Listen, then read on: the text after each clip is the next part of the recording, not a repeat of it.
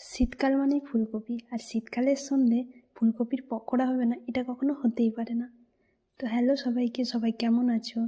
তোমরা এতক্ষণ বুঝেই গেছো নিশ্চয়ই যে কি তৈরি করতে চলেছি। হ্যাঁ হ্যাঁ, ফুলকপির পকোড়া। তো তার জন্য ফুলকপির টুকরোগুলোকে নুন দিয়ে একটু সেদ্ধ করে নিতে হবে 50%। তো তারপর সেদ্ধ হয়ে গেলে তার মধ্যে একে একে পেঁয়াজ কুচি, লঙ্কা কুচি, ধনেপাতা কুচি, নুন, হলুদ গুঁড়ো, জোয়ান, বেসন আর চালের গুঁড়ো দিয়ে ভালো করে মাখিয়ে নিতে হবে।